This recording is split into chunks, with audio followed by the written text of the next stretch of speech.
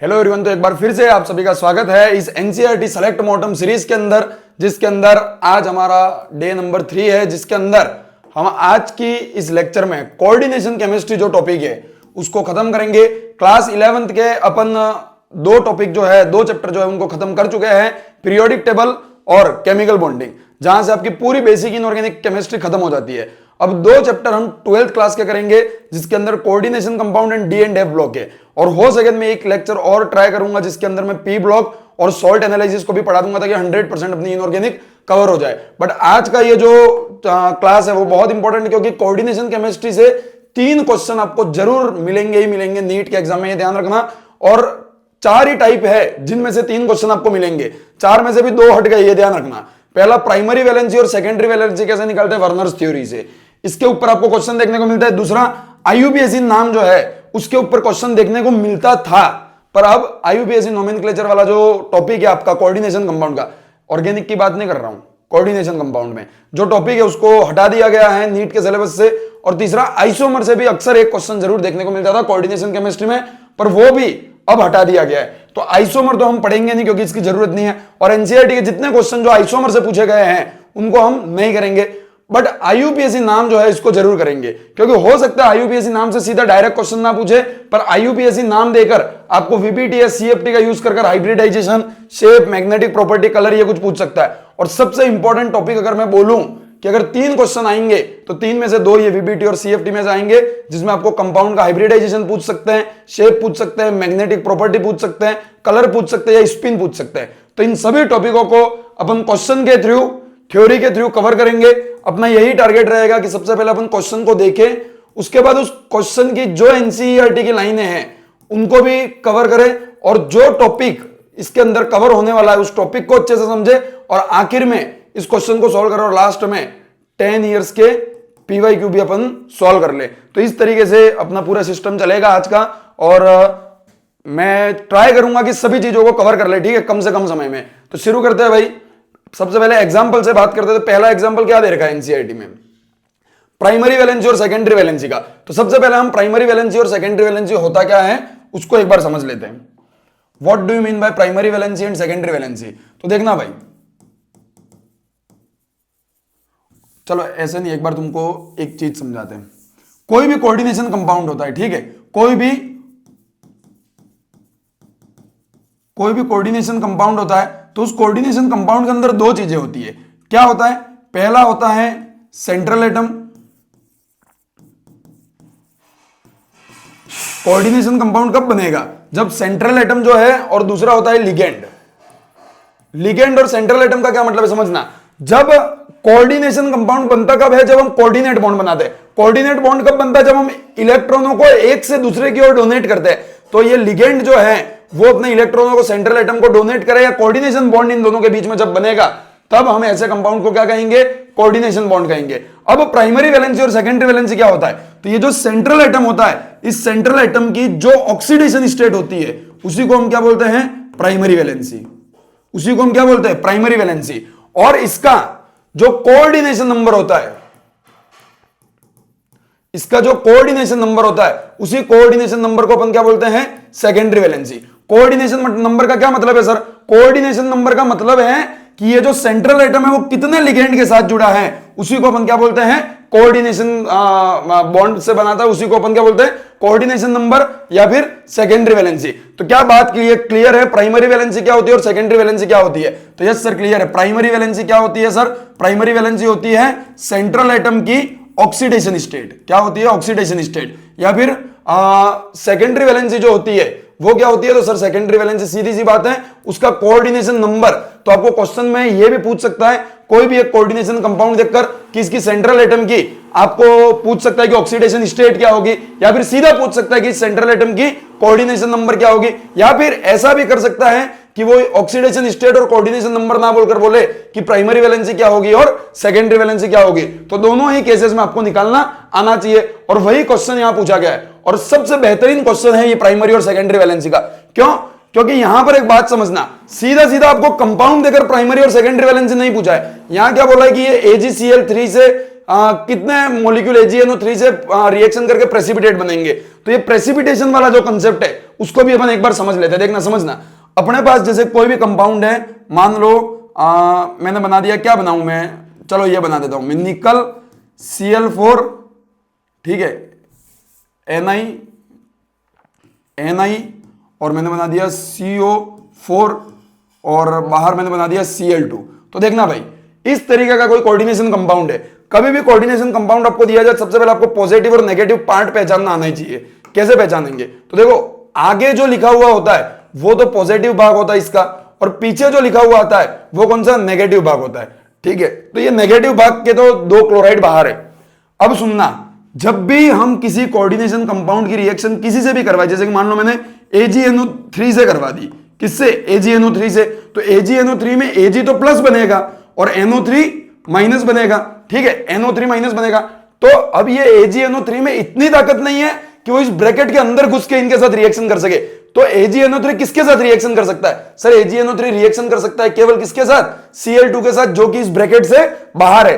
तो यहां यह पूछा जाता है कि AgNO3 अगर NiCO4 Cl2 से रिएक्शन करेगा तो कितने मोल AgCl के बनेंगे। तो सीधी सी बात है, Ag प्लस Cl माइनस, पर Cl कितने क्लोरीन के साथ बना सकता है, सर केवल 2 क्लोरीन के साथ बना सकता है। कितने AgCl बनेंगे, 2 AgCl बनेंगे। ठीक है, कितने AgCl बनेंगे, 2 AgCl, क्योंकि केवल ध्यान रखना जो ब्रैकेट के बाहर है उनके साथ रिएक्शन कर सकता है, अंदर तो जाने की इसकी औकात ही नहीं है। एक और क्वेश्चन जैसे कि मैं बताता हूं, जैसे कि मैंने मान लिया कौन सा कंपाउंड है, चलो तुम बताओ, अपन मान लेते मैग्नीज ले लेता हूं मैं, मैग्नीज यहां पर मैंने Cl3 और यहां पर मैंने Cl3 ये जोड़ दिया।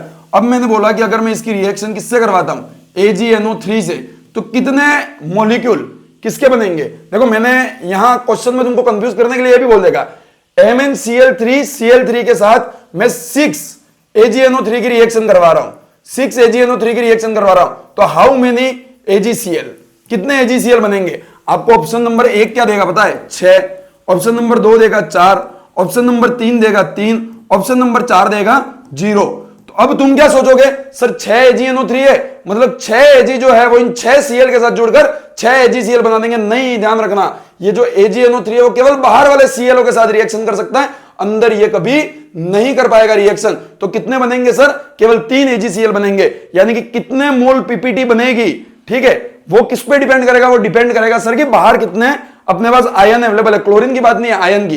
तो वही क्वेश्चन यहां है, क्या क्वेश्चन है देखना भाई, यहां दे रखा है आपको, पढ़ते question, on the basis of following observation made with aqueous solution against secondary valency of metal following compound. यहां आपको सेकेंडरी वैलेंसी पूछी है। अब कैसे सेकेंडरी वैलेंसी निकालेंगे देखना, यहां बोला है कि मोल ऑफ AgCl प्रेसिपिटेट पर मोल ऑफ कंपाउंड, यानी कि AgCl के कितने मोल। यहां ये बोला है कि इसके साथ अगर मैं AgCl की रिएक्शन करवा दूं तो AgCl के कितने मोल बनेंगे, ये बोला है। तो यहां बोला है 2 मोल बनेंगे, यानी कि सर ये जो अपना देखो PdCl2, समझना भाई 4NH3 है। ठीक है, इसमें टोटल 6 लोग जो है वो लिगेंड बना सकते हैं। कौन 6 लोग, 2 तो क्लोरीन बना सकते हैं और 4 NH3 बना सकते हैं सर। पर यहां बोला कि जब हमने इस कंपाउंड की AgCl के साथ रिएक्शन करवाई तो हमें 2 मोल क्या मिल गया, हमें 2 मोल क्या मिल गया, AgCl मिल गया। इसका मतलब सीधी सी बात है सर, अगर हमें 2 मोल AgCl मिल रहा है, यानी कि ये 2 क्लोरीन तो जो थे वो बाहर थे। मैं बोल रहा हूं भाई, हर कोऑर्डिनेशन कंपाउंड जो होता है, जैसे कि मैं बोल रहा हूं क्या, PdCl2.4NH3, इनके पास क्या होता है देखो, एक तो होता है सेंट्रल एटम, ठीक है, दूसरा होता है लिगेंड। लिगेंड कौन सा होता है, जो बड़े ब्रैकेट के अंदर होता है, और तीसरा होता है अदर आयन। अदर आयन क्या, देखो मैं तुमको एग्जांपल से लिख के समझाता हूं। जैसे कि मैंने लिखा था यहां पर, क्या लिखा था पहले, MnCl3 और Cl3। तो जो ये वाला आइटम है वो तो अपना हो गया सेंट्रल एटम, ठीक है। जो ब्रैकेट के अंदर दूसरे एटम है वो हो गए क्या अपने लिगेंड, और जो बाहर दूसरे जुड़े कैट आयन या एन आयन वो हो गए अपने अदर एलिमेंट या फिर अदर एटम। तो यहां पर अपन को यह पता लगाना होगा सबसे पहले कि कितने अंदर है, कितने लिगेंड है, क्योंकि देखो अपन को क्वेश्चन में क्या पूछा है, अपन को क्वेश्चन में पूछा है सेकेंडरी वैलेंसी।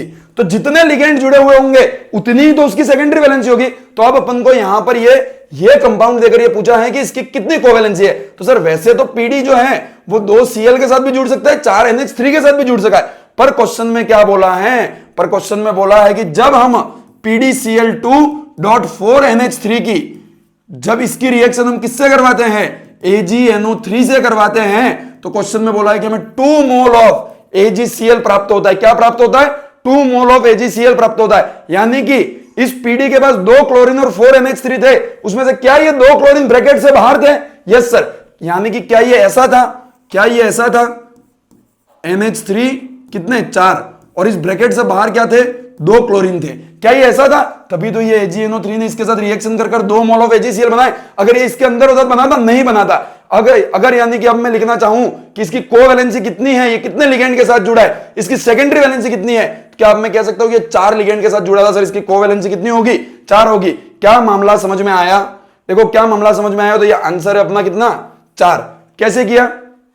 यहां पर आपको कंपाउंड दे रखा है, हर के साथ कुछ ना कुछ लिगेंड दे रखे हैं। अपन को नहीं पता कितने अंदर थे ब्रैकेट के और कितने बाहर थे। अब वो कैसे पता लगेगा? वो पता लगाने के लिए यहां दे रखा है कि AgCl के कितने मोल बने। तो जितने मोल AgCl के बनेंगे उतने क्लोरीन क्या थे? बाहर थे। ठीक है, बाकी के क्लोरीन कहां थे? अंदर थे। और उस क्लोरीन के अलावा जो लिगेंड दे रखे वो तो ऑब्वियसली अंदर थे। तो अपन को एक बार यह पता लग जाए कि अंदर कितने लोग थे, तो उतनी उसकी क्या हो जाएगी? कोवैलेंसी। और उतनी कोवैलेंसी होगी तो वही उसकी क्या हो जाएगी? Secondary valency. जैसे कि एग्जांपल के लिए क्या बोल रखा है अब यहां?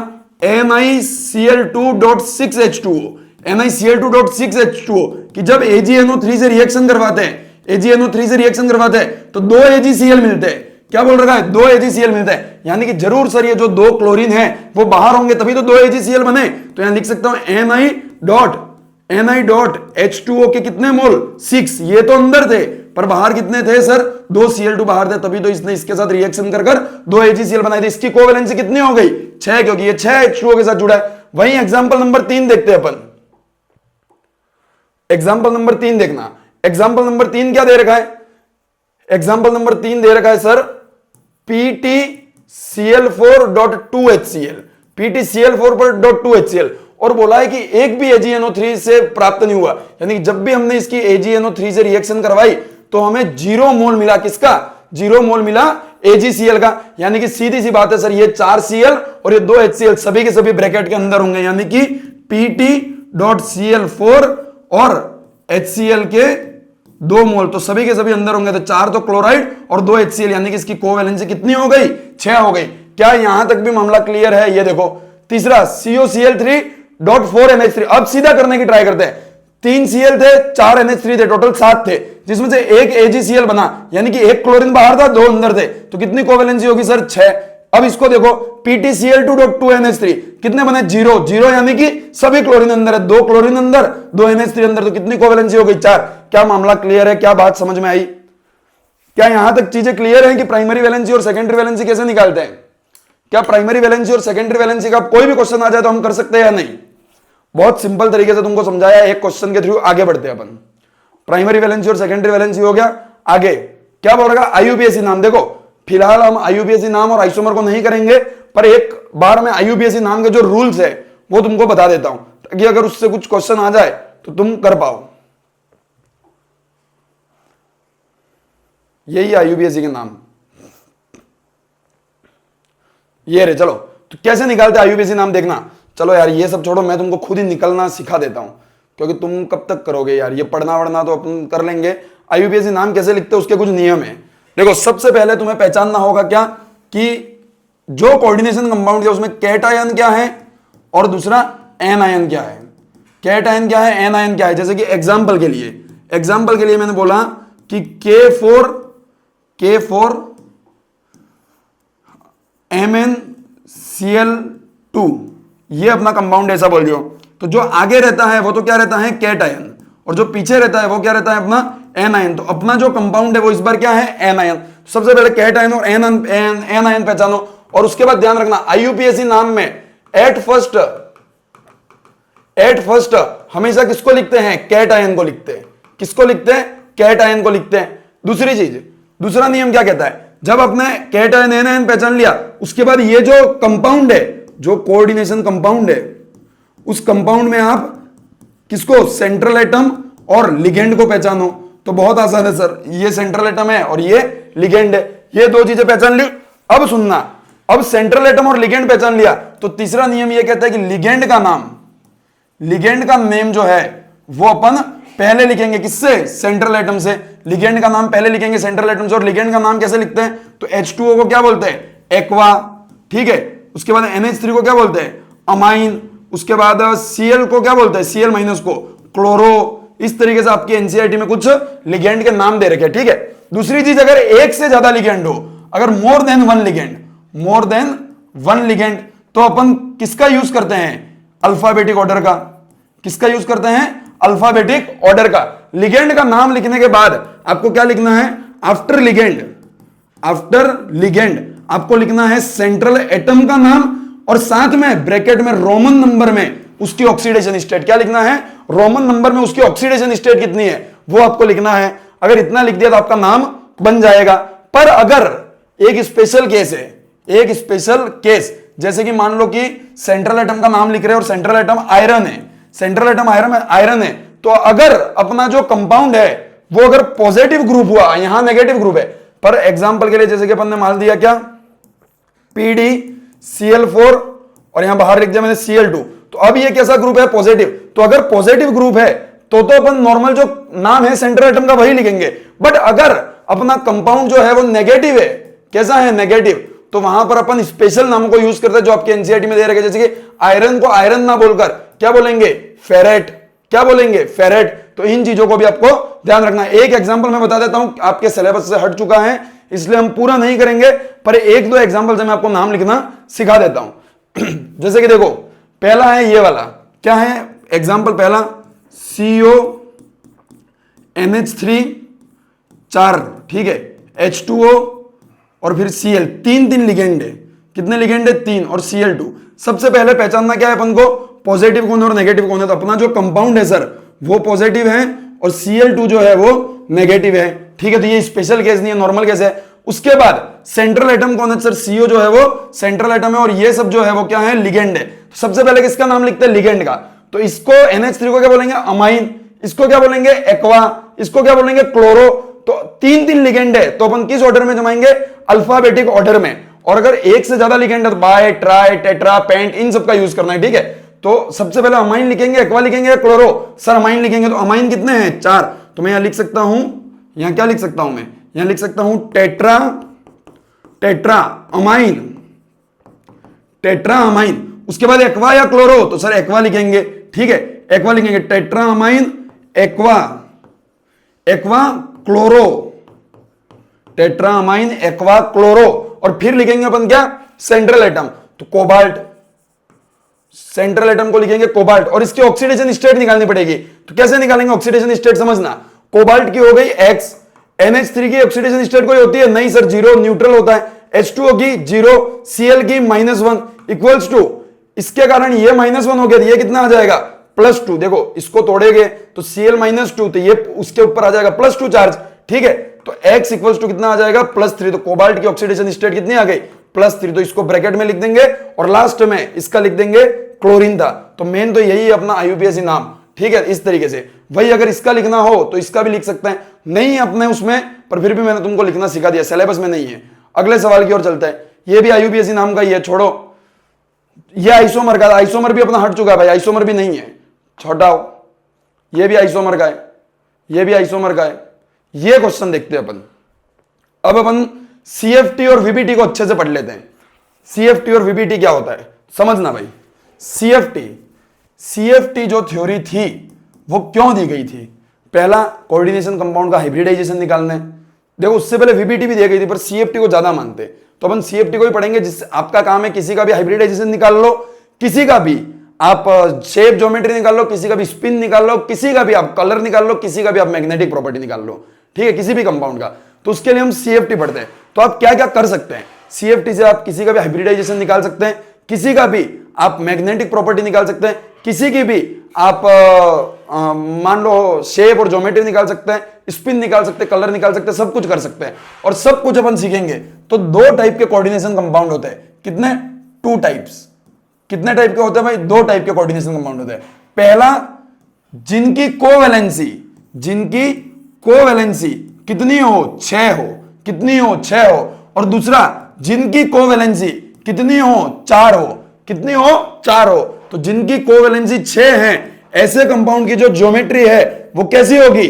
अपन कल केमिकल बॉन्डिंग में पढ़ के आए थे, जिनकी कोवेलेंसी 6 है, यानी कि AB6 टाइप मॉलिक्यूल की ज्योमेट्री कैसी होती है सर? ऑक्टाहेड्रल होती है क्या? यस सर, ऑक्टाहेड्रल होती है। जिनकी कोवेलेंसी 4 हो, ठीक है, जिनकी कोवेलेंसी 4 हो, उनकी ज्योमेट्री कैसी होती है सर? तो उनकी ज्योमेट्री 2 टाइप की हो सकती है। उनकी ज्योमेट्री 2 टाइप की हो सकती है। कौन कौन सी हो सकती है सर? कौन कौन सी हो सकती है? तो पहला तो सर आपने पढ़ाया था, कौन सा? टेट्राहेड्रल। कौन सा? टेट्राहेड्रल। और दूसरा एक और भी था सर, कौन सा? Square planar. कौन सा था? Square planar. तो 2 टाइप की ज्योमेट्री हो सकती है। दूसरा सर, अगर 6 कोऑर्डिनेशन नंबर है तो इसका हाइब्रिडाइजेशन क्या होगा? इसका हाइब्रिडाइजेशन क्या होगा सर? सर sp3 और d2, 1 और 3 5, सॉरी 4, 4 और 2 6, क्योंकि 6 कक्षक मिलकर ये बनाएंगे। तो क्या हो गई? sp3d2 और 4 होगी सर, तो sp3 होती थी ज्योमेट्री। तो हाँ, टेट्राहेड्रल के केस में तो sp3 होगी, पर यहां एक और स्पेशल केस आता है स्क्वायर प्लेनर, वहां इसकी ज्योमेट्री क्या होगी? dsp2। क्या होगी? dsp2। डी कक्षक भी जो होता है वो एक भाग लेता है। तो क्या ये जो चार्ट मैंने बनाया वो क्लियर है कि 2 टाइप के कंपाउंड होते हैं? पहला, जिनकी कोऑर्डिनेशन नंबर 6 है, जिनके साथ 6 लिगेंड जुड़े हुए हैं, उनकी ज्योमेट्री ऑक्टाहेड्रल होगी और हाइब्रिडाइजेशन sp3d2 होगा। वहीं हमने दूसरा बोला कि जिनका कोऑर्डिनेशन नंबर 4 है, यानी कि जिनसे 4 लिगेंड जुड़े हैं, वो टेट्राहेड्रल होंगे, जिनकी जो ज्योमेट्री है वो sp3 होगी। और दूसरा जो है वो स्क्वायर प्लेनर भी हो सकते हैं, जिनकी हाइब्रिडाइजेशन dsp2 होगा। कब sp3 होगा, कब dsp2 होगा, ये तो अभी अपन आगे पढ़ेंगे। CFT ने यही तो प्रूव करके बताया था, तो ये भी अपन पढ़ेंगे। पर क्या यहां तक मामला क्लियर है या नहीं? Yes sir. अब सुनना मेरी बात, अब आते हैं 2 टाइप के लिगेंड। 2 टाइप के लिगेंड, 2 टाइप्स के लिगेंड आते हैं। पहला लिगेंड, पहला आता है स्ट्रॉन्ग और दूसरा होता है सर वीक। पहला होता है स्ट्रॉन्ग और दूसरा होता है वीक। क्या आप अपनी एनसीईआरटी की किताब खोलकर जो एक लिगेंड का एक ऑर्डर दे रखा है, उनकी किसका, उनकी स्ट्रेंथ का, क्या वो खोल सकते हैं अभी 1 मिनट के लिए? ऐसे ही आप वहां देखेंगे, आपको अलग अलग लोग देखने को मिलेंगे, पर अपन वो याद नहीं करेंगे। आपको जब CFT देखेंगे तो स्ट्रॉन्ग और वीक लिगेंड के भी एग्जांपल देखने को मिलेंगे।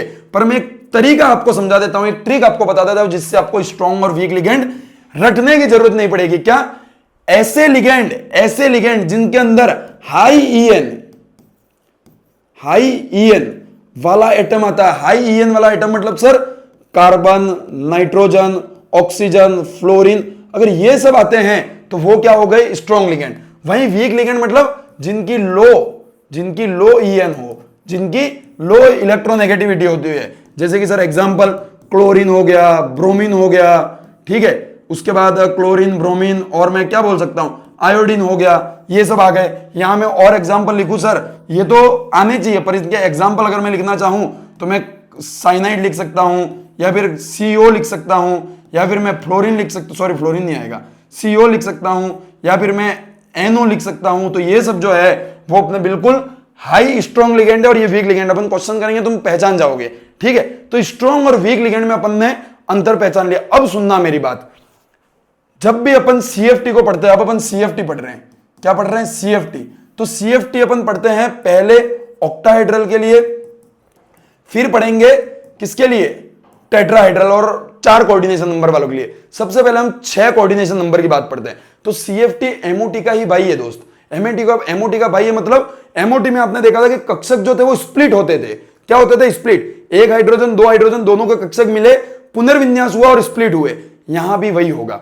ऑक्टाहेड्रल में क्या होगा कि आपके पास जो भी कंपाउंड होगा कोऑर्डिनेशन का, वो जरूर डी ब्लॉक का होगा। कौन से ब्लॉक का होगा? डी ब्लॉक का होगा। तो जरूर उसके पास कितने? 5 ऑर्बिट होंगे। कितने ऑर्बिट होंगे? 5। इन 5 में कोई न कोई इलेक्ट्रॉन भरा गया होगा। तो ये जो है वो 2 पार्ट में स्प्लिट हो जाता है। 2 पार्ट में स्प्लिट हो जाता है। एक को कहते हैं EG और दूसरे को कहते हैं T2G। तो कौन सा ऊपर आएगा और कौन सा नीचे? क्या आप मेरे को यह बता सकते हैं कि EG की एनर्जी ज्यादा होगी या T2G की? ऐसा ध्यान रखना, ऑक्टाहेड्रल में जो होता है वो ऊपर तो आता है EG कक्षक, EG 2 अक्षर है, यानी कि 2 ऑर्बिट होंगे, और नीचे आता है T2G 3 ऑर्बिट होंगे। कौन से? T2G। अब जैसा कि अपन D में जानते हैं सर, D में 5 टाइप के ऑर्बिटल होते हैं जिनका नाम अपन लिखना जानते हैं। DXY, दूसरा DYZ, तीसरा DZX, चौथा DX2 Y2 और पांचवा डी जेड स्क्वायर। क्या ये 5 टाइप के ऑर्बिट होते हैं, ये अपन एटॉमिक नंबर में पढ़ता है? Yes sir. तो 3 T2G के अंदर चले जाते हैं। कौन कौन से? D x y, d y z और डी जेड एक्स। और 2 जो होते हैं वो EG के अंदर चले जाते हैं। कौन से? D x square y square और डी जेड स्क्वायर। तो इस तरीके से आप इनको पुनर्विन्यास करते हो और इन दोनों के बीच का जो एनर्जी गैप होता है उसको डेल्टा ओ या फिर कई बार डेल्टा ई लिखते हैं। क्या लिखते हैं? डेल्टा ओ या डेल्टा ई। तो इस तरीके से ऑक्टाहेड्रल जो इलेक्ट्रॉन रहते हैं उनकी ज्योमेट्री में चेंज आता है। अब वही सर मैं आपको बोलूं कि इन इलेक्ट्रॉनों को भरने का, तो जैसे कि किसी में डी इलेक्ट्रॉन में मान लीजिए आप 6 इलेक्ट्रॉन भरे गए, तो वो कैसे भरे जाते हैं? वो 6 इलेक्ट्रॉन सर यहीं भरे जाएंगे, जैसा अपन एमओटी में कैसे भरते थे वैसे यहीं भरे जाएंगे। इस तरीके से आप इलेक्ट्रॉनों को भरना सीख सकते हैं। ठीक है, तो इस तरीके से आप किसी का भी वो निकाल सकते हैं। ये मैंने एक बार आपको CFT समझा दिया कि ऑक्टाहेड्रलों की कैसी होती है। अब मैं बात कर रहा हूं किसकी? दूसरा मैं किसकी बात कर रहा हूं दोस्त? अब मैं बात कर रहा हूं टेट्राहेड्रल की, या फिर जिनका कोऑर्डिनेशन नंबर 4 है। तो कोऑर्डिनेशन नंबर 4 वाले जो होते हैं उनकी ज्योमेट्री भी कुछ इसी टाइप की होती है। यहां भी क्या होंगे? 5 ऑर्बिट तो अभी भी होंगे, पर ये अब स्प्लिट होंगे 2 अलग अलग में। पहले हमने बनाया T2G और EG। अब ये डिवाइड होंगे किसमें? वहां ऊपर क्या था? T2G या EG? वहां ऊपर क्या था? देखो वहां था EG, यहां ऊपर क्या आएगा? T2G आएगा और नीचे क्या आएगा? EG। इनका नाम T2G और EG नहीं होता, पर मैं याद रखने के लिए बोल रहा हूं। इसको अपन सीधा T कहते हैं और इसको सीधा अपन E कहते हैं। क्या बोलते हैं? T और E। और इनके बीच का जो एनर्जी गैप होता है उसको डेल्टा T कहते हैं। क्या बोलते हैं? Delta T। कई जगह कई बुक्स में अलग अलग देखने को मिलता है। आप अपनी NCERT बुक के अकॉर्डिंग चले, इस तरीके से ये जो होते हैं वो डिवाइड होते हैं। अब सुनना मेरी बात, एक और चीज ध्यान रख लेना कि जो डेल्टा T और डेल्टा O में रिलेशन क्या होता है? डेल्टा T जो होता है वो 4/9 टाइम होता है डेल्टा O का, ऑक्टाहेड्रल का। ठीक है, ये टेट्राहेड्रल, ये ऑक्टाहेड्रल। सर अब ये आपको करने की क्या जरूरत पड़ गई? ठीक है, ये करने की सर आपको क्या जरूरत पड़ गई? तो अब वो मैं तुमको सिखाऊंगा। अपन ने पढ़ा था 2 टाइप के लिगेंड होते हैं, पहला वीक लिगेंड और स्ट्रॉन्ग लिगेंड। तो सुनना, जब भी मैं किसकी बात करूं, जब भी मैं बात करूं वीक लिगेंड की, तो ये जो 2 कक्षक आपने स्प्लिट किए सर, ये जो 2 कक्षक स्प्लिट किए आपने, चाहे कोई भी ऊपर हो कोई भी नीचे हो, तो इनमें जो वीक लिगेंड होता है उनके लिए ये जो एनर्जी गैप जो होता है वो बहुत ज्यादा। वीक लिगेंड को हाई स्पिन लिगेंड भी कहते हैं, हाई स्पिन लिगेंड। तो ये जो एनर्जी गैप होता है वो बहुत ज्यादा होता है। इस कारण से ये इलेक्ट्रॉन जो है वो पहले इसमें भरे जाएंगे, उसके बाद ही इसमें भरे जाएंगे। यानी कि पेयरिंग जो है या फिर इंटरमिक्सिंग जो मैं पूरे कंसेप्ट बाद में कवर करूंगा, ध्यान से समझना 15 मिनट। इंटरमिक्सिंग जो है वो नहीं होती है। वहीं जब हम स्ट्रॉन्ग लिगेंड की बात करें सर, किसकी? स्ट्रॉन्ग लिगेंड की, या फिर इसको बोलते हैं लो स्पिन लिगेंड। किसकी? Low spin ligand. तो इसमें क्या होता है कि सर ये जो एनर्जी गैप जो होता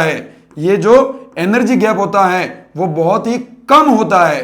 क्या होता है? बहुत कम। यानी कि जो इलेक्ट्रॉन सॉरी उल्टा बता दिया। इसमें जो एनर्जी गैप होता है वो बहुत कम होता है।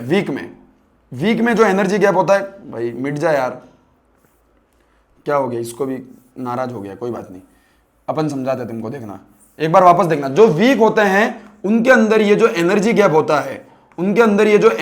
होता है वो बहुत लो होता है। तो पहले इलेक्ट्रॉन यहां फिर यूं फिर ऐसे भरे जाएंगे। ठीक है, पहले सब में एक एक इलेक्ट्रॉन जाएगा, फिर पर यहां पर एनर्जी गैप जो होता है वो बहुत हाई होता है।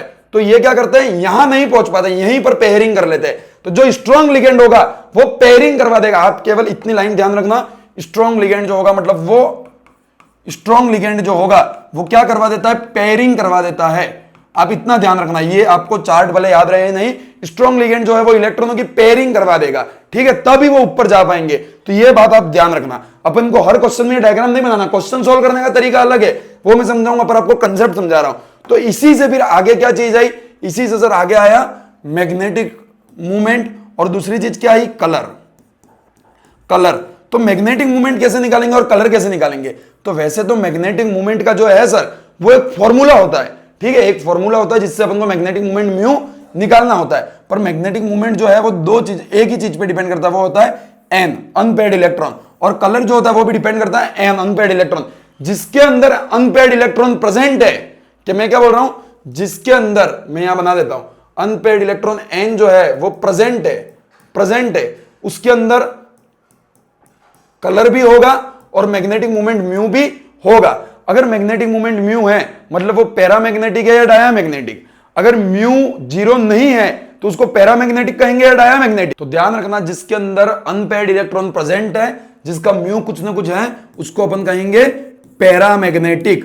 ये सबसे इंपॉर्टेंट है। कलर होता है, म्यू प्रेजेंट है और पैरामैग्नेटिक। और जिसके अंदर अनपेयर्ड इलेक्ट्रॉन नहीं होते हैं उसका ना तो कोई कलर होता है, म्यू 0 के बराबर होता है, और उसको अपन बोलते हैं क्या, डायामैग्नेटिक। तो यहां से क्या आपको 2-3 चीजें जो है वो समझ में आ गई। पहला कि लिगेंड 2 टाइप के होते हैं, स्ट्रॉन्ग और वीक। दूसरा, सीएफटी में ऑर्बिटल की स्प्लिटिंग होती है, कैसे होती है हमें नहीं पता, बस हमें यह ध्यान रखना है कि जो स्ट्रॉन्ग लिगेंड है वो क्या करवा देते हैं, पेयरिंग करवा देते हैं। स्ट्रॉन्ग लिगेंड को लो स्पिन लिगेंड भी कहते हैं। वो क्या करवा देंगे, पेयरिंग करवा देंगे। और अगर अनपेयर्ड इलेक्ट्रॉन प्रेजेंट है तो कलर प्रेजेंट होगा, म्यू प्रेजेंट होगा और वो पैरामैग्नेटिक होगा, और एब्सेंट है तो वो डायामैग्नेटिक होगा। क्या यहां तक बातें क्लियर हैं? तो अपन अब कनेक्ट कर सकते हैं क्वेश्चन की ओर। कैसे देखना, मेरा क्वेश्चन कहां है, चलो उस क्वेश्चन की ओर चलते हैं। ये रहा क्वेश्चन, ठीक है। अब देखना, इसमें बोला है कि द स्पिन में MnBr4 का एग्जांपल लेकर आपको सब चीजें निकाल के बताता हूं, ठीक है। मैंने एग्जांपल लिया MnBr4, एक एग्जांपल लेके मैं सारी चीजें आपको निकालना सिखा दूंगा। -2 MnBr4 -2। सबसे पहले आपको किसी भी कंपाउंड की सेंट्रल एटम की ऑक्सीडेशन स्टेट निकालना आना चाहिए। तो कैसे निकालेंगे ऑक्सीडेशन स्टेट, तो सुनना भाई, मैग्नीज का मैंने मान लिया X, Br का -4 इक्वल्स टू -2, इसके ऊपर टोटल चार्ज है तो X इक्वल्स टू कितना आ गया, +2। तो मैग्नीज के ऊपर कितना चार्ज है, +2। अब आपको मैग्नीज का विन्यास लिखना आना चाहिए, पर केवल मैग्नीज का नहीं लिखना है, मैग्नीज के ऊपर +2 चार्ज है तो Mn+2 का विन्यास लिखना आना चाहिए। तो कैसे लिखेंगे, 4s, नॉर्मली मैग्नीज का विन्यास क्या होता था, 4s2 3d5, पर 2 इलेक्ट्रॉन बाहर निकल गए तो ये जो 4s2 था उसकी जगह अब अपन क्या हो जाएगा, 4s0 हो जाएगा। कितना, 4s0, यानी कि d में केवल 5 इलेक्ट्रॉन बचेंगे। अगर विन्यास लिखना आ गया तो उस विन्यास को भरना भी आना चाहिए, उस विन्यास को भरना भी आना चाहिए। 1 2 3 4 5, इस तरीके से इसके 5 इलेक्ट्रॉन होते हैं, ठीक है। ये अपन ने मैग्नीज का विन्यास बना लिया। अब सीएफटी के अकॉर्डिंग तो ये 2 पार्टों में स्प्लिट होगा, इधर भी इलेक्ट्रॉन भरे जाएंगे, इधर भी इलेक्ट्रॉन भरे जाएंगे, पर अपने पास एग्जाम में समय नहीं है कि इतना सब करें। तो अपन को क्या करना है, केवल ये वाला बना लेना है। ये वाला बना लिया, उसके बाद अगर यहां स्ट्रॉन्ग लिगेंड है तो इन इलेक्ट्रॉनों की पेयरिंग करवा देना। जैसे कि मैं इसकी 2 केस मान लेता हूं, अभी तो Br है, मैंने मान लिया अगर स्ट्रॉन्ग लिगेंड है, कौन सा, स्ट्रॉन्ग लिगेंड है, तो क्या होगी, पेयरिंग होगी। तो पेयरिंग में क्या होगा, ये जो 5 इलेक्ट्रॉन थे आपके, ठीक है, तो यहां वाले जो 2 इलेक्ट्रॉन वो आकर यहां रह जाएंगे। तो अब अनपेयर्ड इलेक्ट्रॉन जो है वो कितने बच गए, n=1 बच गया। अनपेयर्ड इलेक्ट्रॉन कितने बच गए, 1 बच गया। यानी कि क्या इसका कोई ना कोई कलर होगा, यस सर। क्या ये पैरामैग्नेटिक होगा, यस सर। तो यहां तक बात क्लियर है। अब सुनना, अगर वीक लिगेंड होगा, वीक लिगेंड होगा, क्या वो पेयरिंग करवा पाएगा, नहीं। तो जैसा यहां है वैसा के वैसा ही यहां भी बचेगा, जैसा यहां है वैसे के वैसे 5 इलेक्ट्रॉन यहां भी बचेंगे। तो यहां n= क्या आ गया, 5 आ गया। अगर n=5 आया यानी कि ये पैरामैग्नेटिक भी है और कलर भी प्रेजेंट है। यहां पर 5 इलेक्ट्रॉन वाला केस था इसलिए 1 बच गया।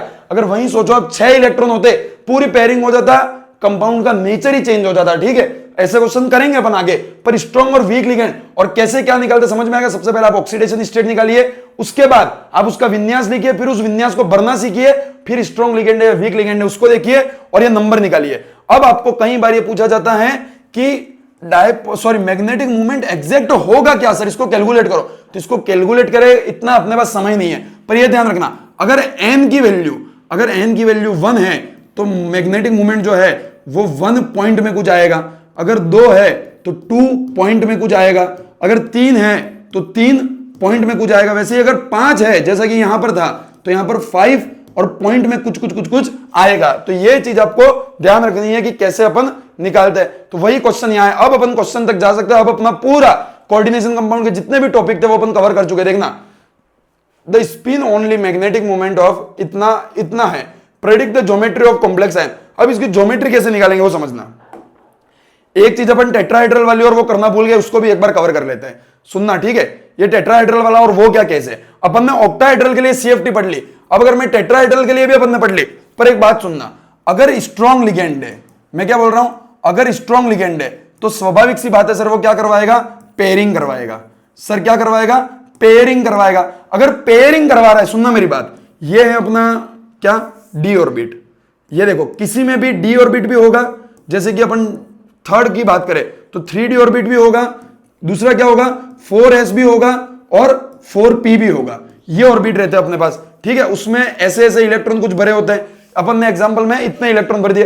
अब अगर स्ट्रॉन्ग लिगेंड होगा तो वो इनकी पेयरिंग करवा देगा इस तरीके से, ठीक है। तो ये कुछ ऐसा बन जाएगा, क्या बन जाएगा, ऐसा 1 2 1 2 1 2, ठीक है। और s और p ऐसा। तो जब भी पेयरिंग हो जाएगी तो आखिरी का जो d ऑर्बिटल रहेगा वो क्या हो जाएगा, खाली। अगर आखिरी का d ऑर्बिटल खाली है तो वो क्या हाइब्रिडाइजेशन में पार्टिसिपेट कर पाएगा, जरूर कर पाएगा सर। तो एक तो d, एक s और 2p, ये तीनों जो चारों जो रहेंगे वो हाइब्रिडाइजेशन में पार्टिसिपेट करेंगे। तो जब भी स्ट्रांग होगा तो इसकी जो ज्योमेट्री है वो dsp2 आएगी, और dsp2 जब आई हाइब्रिडाइजेशन तब ज्योमेट्री कौन सी होगी, स्क्वायर प्लेनर।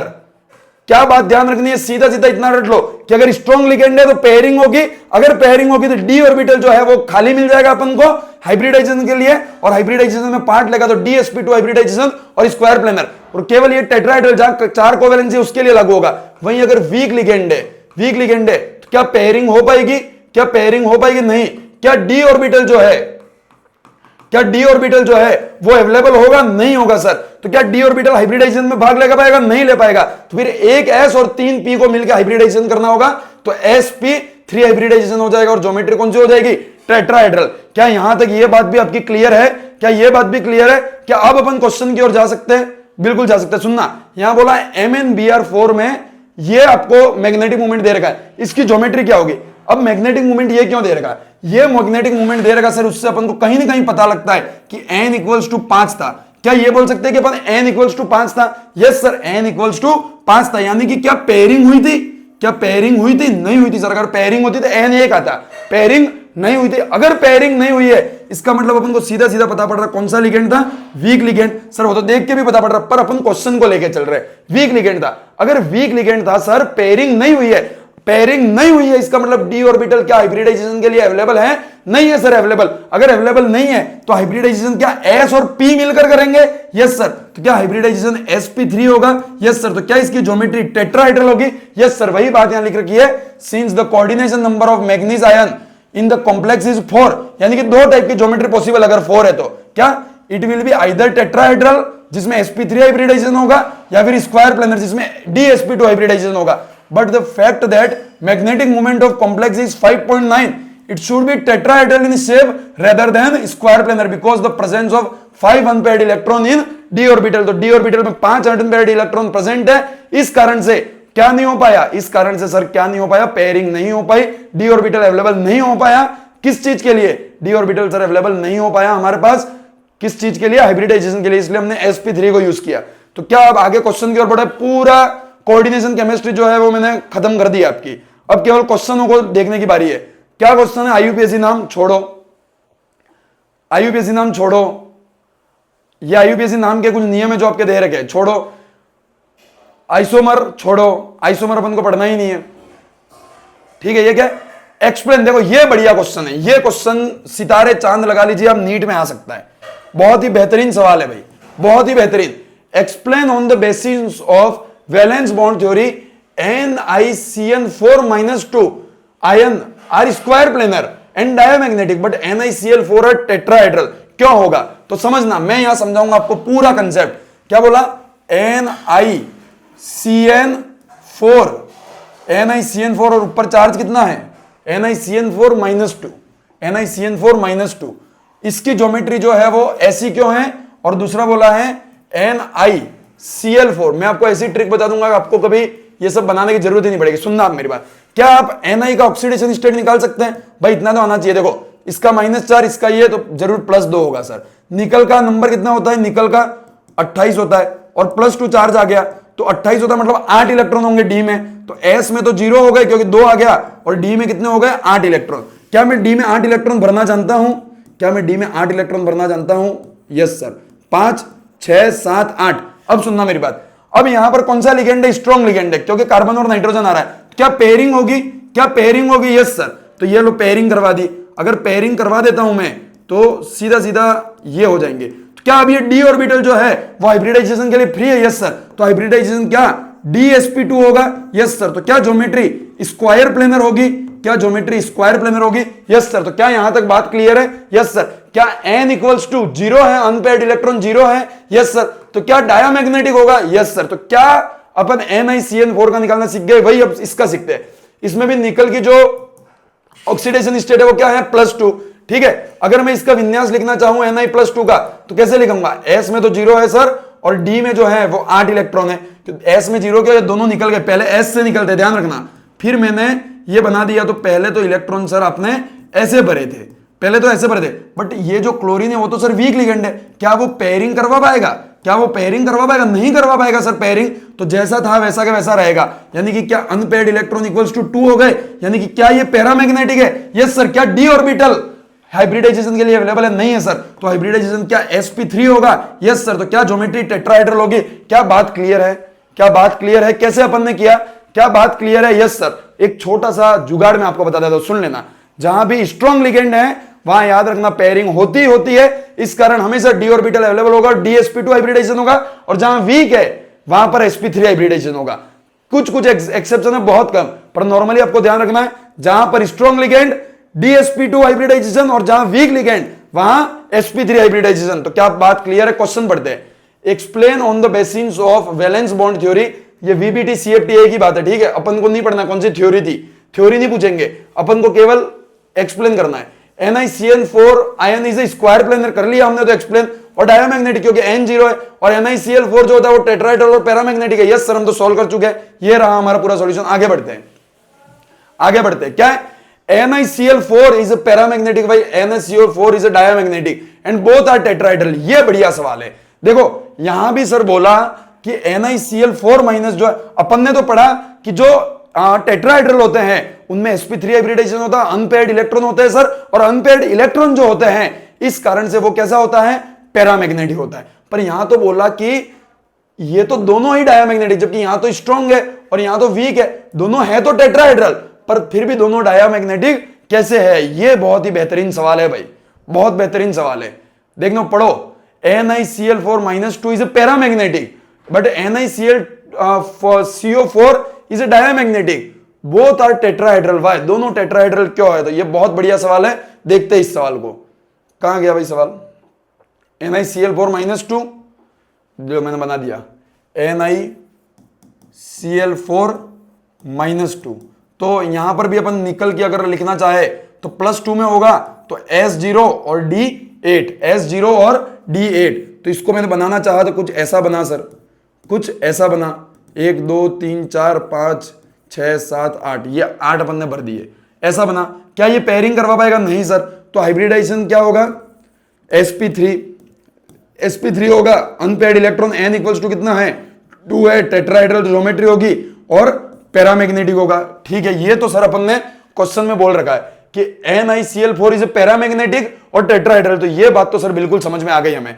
पर सर ये जो आपने NiCO4 बनाया है, NiCO4 बनाया है, देखो NiCO4 जो आपने बनाया है उसमें ऐसा क्यों नहीं हो रहा है? आपने तो अभी अभी हमको समझाया था कि NiCO4 जो है उसमें स्ट्रॉन्ग लिगेंड है तो पेयरिंग होगी, तो टेट्राहेड्रल ज्योमेट्री नहीं होनी चाहिए। फिर भी यहां टेट्राहेड्रल क्यों हो रही है? तो समझना भाई, यहां निकल की ऑक्सीडेशन स्टेट, यहां निकल की ऑक्सीडेशन स्टेट क्या 0 है? यस सर, क्योंकि इसके ऊपर 0 चार्ज है। कितना चार्ज है? 0 ही है ना भाई ऑक्सीडेशन स्टेट। NiCO4 निकल इज 0 ऑक्सीडेशन स्टेट वेयर? हाँ, NiCO4। तो ये जो CO है वो भी न्यूट्रल लिगेंड है और यहां भी ऑक्सीडेशन स्टेट 0, तो ऑक्सीडेशन स्टेट 0 है सर। तो अगर मैं निकल का अब विन्यास लिखना चाहूं, वहां +2 का लिखा था तो S में 0 थे, यहां S में भी 2 इलेक्ट्रॉन होंगे सर और D में भी कितने इलेक्ट्रॉन होंगे? D में भी कितने इलेक्ट्रॉन होंगे सर? 8 इलेक्ट्रॉन होंगे। तो इसका विन्यास तो कुछ ऐसा होगा सर। कैसा होगा दोस्त? ऐसा। ये देखो 1 2 3 4 5 6 7 और 8। अब सुनना मेरी बात, स्ट्रॉन्ग लिगेंड तो उसका काम करेगा ही करेगा, ये बात ध्यान रखना है। यहां पर देखो n इक्वल्स टू तो 2 है, n इक्वल्स टू 2 है, अभी भी अनपेयर्ड इलेक्ट्रॉन प्रेजेंट है, तो ये कैसा होगा? पैरामैग्नेटिक। क्या पैरामैग्नेटिक होगा? यहां क्या बोल रखा है? इसे डायमैग्नेटिक। तो क्यों डायमैग्नेटिक होगा? आपका कहना तो यह है सर कि इस तरीके का विन्यास है, अगर इसने वो करवा दी पेयरिंग, मैं बोल रहा हूं छोड़ो, चलो मैं भी तुमको बताता हूं। एक बात समझना, ये इसका विन्यास है, ठीक है, ये इसका विन्यास है। तो मेरी बात सुनो सर, ये तो करवाता है पेयरिंग, तो इसने करवा दी ये पेयरिंग, ठीक है। अपन ने बोल दिया सर इसने करवा दी पेयरिंग, तो ये मैंने पेयरिंग करवा दी। आपने बोला स्ट्रॉन्ग फील्ड लिगेंड जो होता है, समझना भाई, स्ट्रॉन्ग फील्ड जो होता है वो पेयरिंग करवाता है, तो पेयरिंग करवा दी, तो माना इसका n इक्वल्स टू तो 0 है और डायमैग्नेटिक है, और इसमें हमें कोई डाउट भी नहीं है जो क्वेश्चन में दे रखा है NiCO4 इज डायमैग्नेटिक, हमें कोई डाउट नहीं है सर डायमैग्नेटिक होगा। पर इसमें तो जो ये d ऑर्बिट है सर, ये जो d ऑर्बिट है वो जो है वो अवेलेबल है किसके लिए, वो अवेलेबल है किसके लिए, हाइब्रिडाइजेशन के लिए, वो अवेलेबल है हाइब्रिडाइजेशन के लिए। तो इसका तो सर हाइब्रिडाइजेशन DsP2 होना चाहिए, DsP2 होना चाहिए, नहीं होगा मूर्ख। अब समझ मेरी बात, तू बोल रहा है कि ये डी ऑर्बिट जो है वो हाइब्रिडाइजेशन के लिए अवेलेबल होना चाहिए। अगर तूने इस डी को अवेलेबल करवा दिया तो इस एस की इलेक्ट्रॉन, इसमें एस में तो इलेक्ट्रॉन भरे पड़े, यही तो एस हाइब्रिडाइजेशन के लिए हमेशा जाता था, क्योंकि यहां वो एस हमेशा खाली रहता था, इसलिए ये एस तो हमेशा हाइब्रिडाइजेशन में जाता ही जाता था। अब तूने इसको तो क्या कर दिया, इस एस में तो इलेक्ट्रॉन भर रखे, तो क्या ये हाइब्रिडाइजेशन में जा पाएगा, नहीं जा पाएगा। तो इसीलिए स्ट्रॉन्ग लिगेंड अपना जलवा दिखाकर इन दो एस इलेक्ट्रॉनों को शिफ्ट कर देता है, किसमें, डी में, क्योंकि एस का अवेलेबल होना हमेशा जरूरी है, क्योंकि तुमने डी करवा दिया तो ऐसा कोई हाइब्रिडाइजेशन देगा DP3, अरे ऐसा कभी हो सकता है क्या, एस का होना तो जरूरी है, पी तो खाली पड़ा है पर एस का होना जो है वो हमेशा जरूरी है। क्या है, एस का होना हमेशा जरूरी है अपने लिए। तो एस को अवेलेबल करवाने के लिए डी के इलेक्ट्रॉनों को यहां शामिल किया, और इसका फिर जो था वो कुछ ऐसा हो गया, एस तो खाली हो गया और डी जो था उसमें पूरा का पूरा ये जो था वो भर गया। तो अब डी अवेलेबल नहीं है तो केवल एस जो है तो sp3 हाइब्रिडाइजेशन होगा और टेट्राहेड्रल ज्योमेट्री होगी। क्या मामला यहां तक समझ में आया तुमको, क्या समझ में आया। अपन ने जो ट्रिक याद कर रखी थी उसको थोड़ा सा मॉडिफाई कर देते हैं कि अगर NiCl4 -2 और NiCN4 -2 होता तो अपनी ट्रिक सही थी कि स्ट्रॉन्ग फील्ड जो रहेगा वो टेट्राहेड्रल बनाएगा, सॉरी स्क्वायर प्लेनर बनाएगा, और वीक जो होगा वो टेट्राहेड्रल बनाएगा, ठीक है। पर जब भी न्यूट्रल आ जाता है तो ये एस के इलेक्ट्रॉन बाहर नहीं निकल पाते, इनको शिफ्ट करना पड़ता है, तब अपनी ट्रिक नहीं लगती। और ये एक ही ऐसा एग्जांपल है, इसको ध्यान रखे, नीट में ये बहुत बार आया, ये एग्जांपल नीट में ये एग्जांपल बहुत बार आया है। देख के अपन को लगता है, इसको देख के कि तो CO है सर, ये तो CO है तो sp2 हाइब्रिडाइजेशन होना चाहिए, सॉरी DsP2 हाइब्रिडाइजेशन होना चाहिए, पर ऐसा ना होता है, sp3 और टेट्राहेड्रल होता है, क्योंकि इसके जो न्यूट्रल है तो दो इलेक्ट्रॉन s वाले बाहर नहीं निकले, तो वो दो s वाले भी d में जाने पड़ते हैं, ठीक है, इसलिए नहीं होता है। तो फेमस एग्जांपल है, इसको आप ध्यान रखें, और इसी को भी अपन ने समझा। अगले क्वेश्चन की ओर बढ़ते हैं, क्या है, FeH2O6 is a strong paramagnetic where is a weak paramagnetic, explain. तो देखो भाई, ये स्ट्रॉन्ग पैरामैग्नेटिक है, वो वीक पैरामैग्नेटिक है। H2O क्या है, वीक लिगेंड है, H2O वीक लिगेंड है, H2O वीक लिगेंड है, यानी कि अनपेयर्ड इलेक्ट्रॉन प्रेजेंट होंगे, अनपेयर्ड इलेक्ट्रॉन प्रेजेंट होंगे, यानी कि पैरामैग्नेटिक होगा सर। और यहां पर ये क्या है, यहां पर CN जो है वो कैसा लिगेंड है सर, देखो जब भी 4 से बराबर हो तब अपनी ट्रिक बिल्कुल लागू होगी। यहां भी Fe के ऊपर +3 है, यहां भी +3 है, तो अपनी ट्रिक लागू होगी कि अगर वीक लिगेंड है तो अनपेयर्ड इलेक्ट्रॉन प्रेजेंट, पैरामैग्नेटिक और टेट्राहेड्रल, सॉरी यहां तो सब दोनों ही ऑक्टाहेड्रल है, 6 तो ऑक्टाहेड्रल। तो यहां पर अपन को देखना है कि स्ट्रॉन्ग लिगेंड, अगर स्ट्रॉन्ग लिगेंड है सर, स्ट्रॉन्ग लिगेंड है तो क्या होगी, पेयरिंग होगी। अगर पेयरिंग होगी तो n क्या होगा, कम होगा, या फिर n 0 के बराबर होगा।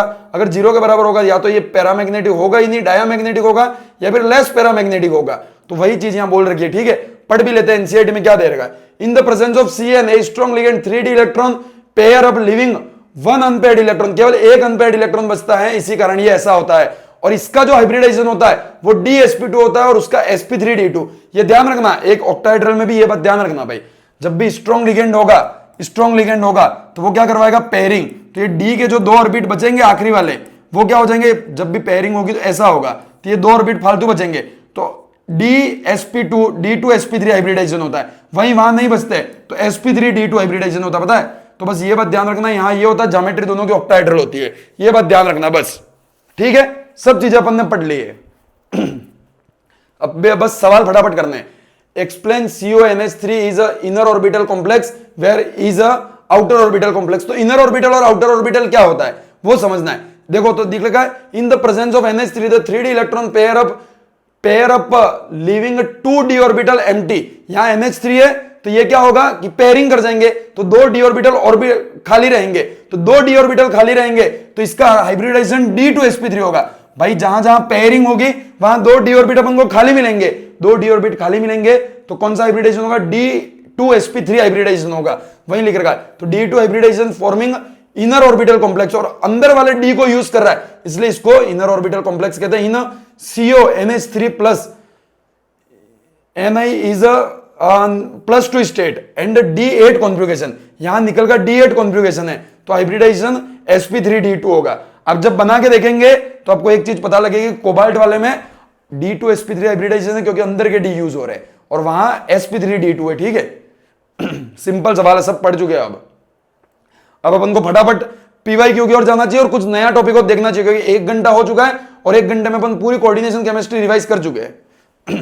Predict the number of unpaired electron in square planar, unpaired electron निकालने, क्या निकाल सकते हैं? यस सर, हम सीख चुके हैं सर ये। दूसरा क्या है? अब देखो, मैंने तुमको IUPAC नाम क्यों लिखना सिखाया, क्योंकि कई बार आपको सीधा कंपाउंड बना के नहीं IUPAC दे देगा, इसलिए जो रिक्वायर्ड था वो मैंने पढ़ा दिया। The hexa aqua manganese 2 ion contain 5 unpaired electron while the hexacyano contain only 1 unpaired electron। तो सीधी बात है, यहां पर साइनाइड है, स्ट्रॉन्ग लिगेंड है, तो वो क्या करवा देगा? पेयरिंग करवा देगा। तो ये जो ऑर्डर है वो आप याद कर लेना, नीट में पूछा है भाई, एज इट इज। ठीक है भाई, आगे बढ़ते हैं। ये तो अपने पूरे क्वेश्चन हो गए अपने। अब एक्सरसाइज के जो क्वेश्चन है उनके ऊपर बढ़ते हैं। Explain the bonding in coordination compound in term of, अब कुछ जो क्वेश्चन है एनसीईआरटी की इंपॉर्टेंट लाइन उनको भी पढ़ लेते हैं। वर्नर्स का जो क्लासिफिकेशन है प्राइमरी और सेकेंडरी वाला, वो अपन देख लेते। क्या है?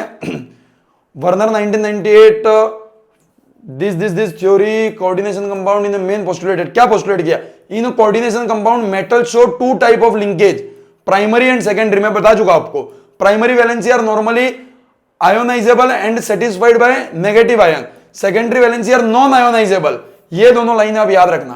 प्राइमरी वैलेंसी आयोनाइजेबल होती है और आप नेगेटिव आयन से उसको सेटिस्फाई कर सकते हैं। सेकेंडरी वैलेंसी नॉन आयोनाइजेबल होती है, these are satisfied by the neutral molecule और नेगेटिव आयन। ठीक है।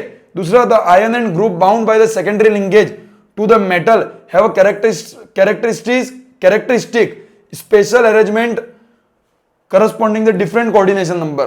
ये एनसीईआरटी कुछ लाइन है जो आपको याद रहनी चाहिए, पढ़ लेना भाई इनको। बाकी जो जो इंपॉर्टेंट था वो पढ़ा चुका। अगला question, explain with 2 example each of the following coordination. ये तो नहीं आएगा भाई, नॉट इंपॉर्टेंट। जो इंपॉर्टेंट था वो अपन सब पढ़ चुके। The coordination number Cn of a metal ion in a complex can be defined as a number of ligand donor, not important. ये सब पढ़ चुके अपन, ठीक है, पहले सब चीजें पढ़ चुके पहले। What is meant by unidentate, didentate and ambidentate ligand, ये इंपॉर्टेंट है, ये पढ़ लेते हैं एक बार। यूनिडेंट क्या होता है? When a ligand is bound to a metal ion through a single donor atom, through a single donor atom, जैसे कि chlorine H2O NH3, the ligand is said to unident ligand when the ligand can bind through the 2 donor atom। जब 2 donor atom हो तो ऐसे को क्या बोलते हैं अपन? डाइडेंट बोलते हैं, जैसे कि एथेन 1,2 डाइइन, जिसको इन भी बोलते हैं, ऑक्सलेट। तो ये एग्जांपल जो वो ध्यान रखना। ligand which has a 2 different donor atom and either 2 ligand are complex ambident ligand, इसका एग्जांपल क्या होता है? ये दोनों एम्बिडेंट के एग्जांपल है। तो ये पैराग्राफ को ध्यान रखना है। मोनोडेंट, डाइडेंट और एम्बिडेंट क्या क्या होता है और उनके एग्जांपल क्या है, ये इंपॉर्टेंट है। जो इंपॉर्टेंट है वो अपन पढ़ेंगे। Specify the oxidation number of metal in following. भाई बहुत सब तो निकालना सीख लिया, ऑक्सीडेशन स्टेट कौन सी बड़ी बात है, निकाल सकते हैं, सबकी निकाल सकते हैं। IUPAC नाम कर चुके हैं, फिर से IUPAC नाम अपन कर चुके हैं। ये वही क्वेश्चन रिपीट हो रहा है, ऐसा क्यों लग रहा है मेरे को? आइसोमर है ही नहीं अपना, आइसोमर अपना है ही नहीं। How many geometrical isomer not in syllabus. Draw the structure of optical isomer, not in syllabus. दोस्त आगे बढ़ते हैं। ज्योमेट्रिकल आइसोमर नहीं है भाई, आइसोमर से पहले आते थे क्वेश्चन, अब नहीं आते। Aqueous copper solution blue in colour give a green precipitate with aqueous potassium fluoride and a bright green solution with aqueous potassium chloride, explain the experiment result. ये देखो क्या है भाई, ये आपको एनसीईआरटी की कुछ लाइनें हैं कोऑर्डिनेशन की, वो एज इट इज रट कर याद कर जाना है। The blue colour of aqueous CuSO4 solution is because of presence of CuH2 ions. और ये जो 2 रिएक्शन है वो आपको याद करनी है, इसका मेरे पास कोई जुगाड़ नहीं है, बहुत कम चांस है आने का। What is the coordination intensity formed when excess of aqueous KCl is added to aqueous solution of copper sulphate. What is the precipitate of copper sulphide is obtained when H2 gas is passed to the solution. ये भी आपको जो कुछ reaction है वो reaction आपको याद रखनी है, इनका पर नहीं आएंगी, ये मैं गारंटी देता हूं। Discuss the nature of bonding in the following coordination intensities on the basis of valence bond theory पढ़ चुके अपन, किस टाइप का बॉन्ड बनेगा, क्या बनेगा, सब कर चुके solve. Draw the figure, show the splitting, figure बनाने का नीट में आ सकता है क्या, नहीं आएगा फिगर बनाने का, फिगर बनवाना यही काम थोड़ी बचा है नीट वालों का। भाई देखो मैं जो जो इंपॉर्टेंट था पूरी सीएफटी जिसके ऊपर ज्यादा, अभी अपन पीवाईक्यू देखेंगे, आपसे प्रीवियस ईयर क्वेश्चन बन जाएंगे, मैंने जितना पढ़ाया उससे। कुछ रिएक्शन है जो हो सकता है कि 20 सवाल में से एक आध सवाल तुमको ऐसा मिल जाए, तो वो तो तुम चाहो, तुम्हारे पास कम समय, तुम छोड़ सकते हो, पढ़ना चाहो तो पढ़ सकते हो, बाकी एनसीईआरटी की सब चीजें मैंने कवर कर ली है। What is the spectrochemical series, ठीक है, explain the difference between weak field ligand and strong field, हम सब पढ़ चुके हैं। और ये सीरीज, इसको याद कर लेना, आई है नीट में सीधा सीधा। व्हाट इज द इस सीरीज को याद नहीं करो तो भी मैं तुमको सिखा दूंगा कैसे करना question. What is the crystal field splitting energy, कर चुके हम सीएफटी, पूरी सीएफटी कर चुके हैं, ठीक है, नॉट इंपॉर्टेंट। एनसीईआरटी कुछ लाइनें हैं, पीडीएफ टेलीग्राम चैनल पर दे दूंगा, पढ़ना चाहो तो पढ़ सकते हो। ये पैरामैग्नेटिक होता है, ये डायमैग्नेटिक, सेम क्वेश्चन कर चुके हैं, नॉट इंपॉर्टेंट। ये ग्रीन कलर का होता है, ये कलरलेस, तो ये ग्रीन देखकर घबरा मत जाना, जहां अनपेयर्ड इलेक्ट्रॉन प्रेजेंट उसका कोई न कोई कलर तो होगा। इसका ग्रीन हो, नीला हो, पीला हो, हमें क्या फर्क पड़ता है भाई, हम रटने थोड़ी बैठेंगे कौन से कंपाउंड का कौन सा कलर है। ये कलरलेस है, ये स्ट्रॉन्ग फील्ड है, पेयरिंग करवा देगा, कलरलेस है, एन एब्सेंट, ये ग्रीन होगा क्योंकि कुछ न कुछ एन प्रेजेंट होगा, तो कलर रटना नहीं है अपन को, ठीक है। NiCN4H2 are different colour in dilute solution, why, ये वीक फील्ड है, ये स्ट्रॉन्ग फील्ड है। The colour of the complex is complementary to the which is absorbed, the complementary colour is the colour, ये कॉम्प्लीमेंट्री कलर वाला आप देख लेना भाई, कंपाउंड के ये कलर, मैं तो नहीं प्रेफर करूंगा कि याद करो, बट समय है तो याद कर लेना। Discuss the nature of bonding in metal carbonyls, not important, छोड़ दो, नहीं आए ऐसे सवाल कभी आए ही नहीं आज तक, कैसे आ जाएंगे, नहीं आएंगे। Oxidation state, D orbital occupation and coordination number of the metal, primary और सेकेंडरी वैलेंसी कर चुके अपन, आपका होमवर्क है ये, तो सब पढ़ चुके अपन सब, आईयूपीएससी नाम नहीं आएगा, सबके सॉल्यूशन दे रखी है। Explain the violet colour of complex, ये याद कर लेना, इसका कलर वॉयलेट क्यों होता है, ये एनसीईआरटी लाइनें दे रखी है, पढ़ लेना। देखो ये जो रटने वाली चीजें है वो मैं तुम्हें ये क्लास में रटवाने का कोई फायदा नहीं है, टाइम वेस्ट है। जो जो समझने की इंपॉर्टेंट चीजें थी, मैंने जो पढ़ा है उससे 90% क्वेश्चन आएंगे, मैं लिख के देता हूं तुमको, पेज पे लिख लो। जो सीएफटी पढ़ाई, जितने हाइब्रिडाइजेशन, जितने भी ज्योमेट्री, जितने भी एन, जितने भी मैग्नेटिक प्रॉपर्टीज, ऑक्सीडेशन स्टेट निकालना, कोऑर्डिनेशन नंबर निकालना, उससे आपके 90% सवाल बन जाएंगे। अभी अपन 10 साल के प्रीवियस ईयर क्वेश्चन देखेंगे, देख लेना, ये सब रटने वाली चीज है। अब मैं क्या बताऊं, what do you mean by chelate effect, chelate effect क्या होता है, वो नहीं है इंपॉर्टेंट, मतलब इंपॉर्टेंट है पर हट गया है, सीधी बात। Discuss briefly an example of the coordination compound, ये सब अब देखो याद करने की चीजें है यार, ये सब भी अब मैं थोड़ी पढ़ाऊंगा। Coordination compound are useful to catalyse this, ये सब आप पढ़ लेना एक बार, ये सब एनसीईआरटी कुछ लाइनें हैं जो आपको पढ़नी है। हाउ मेनी, देखो मेरे को कुछ नया अच्छा दिखेगा तो मैं समझाऊंगा और पढ़ाऊंगा जरूर। How many ion are produced from the complex, अब ये अच्छा सवाल है, देखो ऐसा सवाल आ सकता है नीट में। क्या है यहां बोला है कि how many ion are produced from the complex, ये यहां बोला है कि CO, यहां बोला है CONH3 के 6 कंपाउंड है और Cl2 के 2 है, तो इस सॉल्यूशन में कितने आयन बनाएगा ये पूछा है। तो जब भी इसके आप सॉल्यूशन बनाने की कोशिश करेंगे दोस्त, तो क्या होगा, होगा ये कि ये तो 6 जो है वो लिगेंड अंदर रह जाएंगे, ये जो 6 है वो लिगेंड जो है वो NH3 वो तो अंदर रह जाएंगे, और ये 2 क्लोरीन जो है वो बाहर आ जाएंगे। तो कितने आयन बने, तो जब इसको मैं H2O में डालकर तोड़ूंगा तो एक तो बन जाएगा मेरे पास CONH3 6, इसके ऊपर आ जाएगा पॉजिटिव चार्ज और प्लस 2Cl-2, तो एक तो ये आयन है और 2 क्लोरीन है, तो कितने आयन बनेंगे, 3 आयन बनेंगे। तो ऐसा क्वेश्चन आ सकता है, ये इंपॉर्टेंट है। जो जो भी काम की चीजें हैं सब पढ़ाएंगे आपको, कुछ नहीं छोड़ेंगे, ध्यान रखना। पर जो काम का नहीं है, जो बार बार क्यों सॉल्व करे, ये जो भी एक्स्ट्रा क्वेश्चन सेम टाइप के रिपीट हो रहे हैं वो आपका होमवर्क है। जब मैं क्वेश्चन सॉल्व करवा रहा हूं कुछ और आपको टॉपिक समझा के कुछ क्वेश्चन सॉल्व करवा रहा हूं, अब सेम टाइप के क्वेश्चन सॉल्व कर क्लास को क्यों 3-4 घंटे की करें। अपना काम है इफेक्टिव स्टडी करना। मैं एक क्वेश्चन सॉल्व कर समझाने में 5 मिनट लूंगा, वही तुम खुद से करोगे आधे 1 मिनट में हो जाएगा। फिर पीडीएफ टेलीग्राम चैनल से डाउनलोड करना, जो क्वेश्चन मैंने नहीं करवाए सेम टाइप के वो खुद सॉल्व करना। Following ion which one has highest magnetic movement, ये अच्छा क्वेश्चन है, किसका हाईएस्ट मैग्नेटिक मूवमेंट होगा, थोड़ा सा दिमाग लगाइए। स्ट्रॉन्ग फील्ड का तो हो नहीं सकता, मैग्नेटिक मूवमेंट का फॉर्मूला भी दे रखा है, जिसमें अनपेयर्ड इलेक्ट्रॉन ज्यादा उसका मैग्नेटिक मूवमेंट जो है वो ज्यादा होगा। तो सुनना, इसमें इन सब का विन्यास आपको लिखना आना चाहिए। जैसे कि क्रोमियम +3, मैं लिख रहा हूं क्रोमियम +3। क्रोमियम का क्या विन्यास होता है? S1D5 होता है। अब 3 इलेक्ट्रॉन निकालने, तो एक तो S से निकाल दिया और 2 D से निकाल दिए, तो फिर इसका विन्यास अपन क्या लिख सकते हैं? S0D3। ठीक है, वही मैं लिखता हूं Fe का। देखो सारे वीक फील्ड, स्ट्रॉन्ग फील्ड होते तो पेयरिंग हो जाती। ठीक है, वीक का तो Fe+2, Fe+2 में कितने होते हैं? 26 का 6, तो scandium, titanium, vanadium, chromium, manganese, iron, तो 6 नंबर पे होता है। तो 2 S के निकल गए, तो D के 6 और 6 बचे। ठीक है, तो D के 6 बचे, तो अनपेयर्ड इलेक्ट्रॉन यहां कितने? N=3। यहां D में 6 है तो 5 भरे जाएंगे, फिर एक पेयर हो जाएगा, तो N=4। Zn में देखते हैं, ZnH2O6 में, तो Zn+2, Zn, अरे भाई थम जा, Zn+2 में कितने इलेक्ट्रॉन होंगे? 2 S के निकल गए, D तो 10 और 10 भरे हुए, तो N=0। तो सबसे ज्यादा किसमें होंगे? Fe में होंगे। किसमें होंगे? ये रहा Fe में। पीछे सॉल्यूशन दे रखा होगा, नहीं दे रखा कोई बात नहीं, याद रख लेना, याद क्या रख लेना, समझ लेना। Among the following most stable compound, कौन सा मोस्ट स्टेबल? ये एक नया कंसेप्ट है, ये हम सीखेंगे। बढ़िया। तो भाई इस टाइप का सवाल कैसे करेंगे? तो एक बात, एक कंसेप्ट और है जो मेरी समझ लेना। लिगेंड जो होते हैं वो 2 टाइप के होते हैं, मोनोडेंट, मोनोडेंट मतलब जिसमें एक ही डोनर है।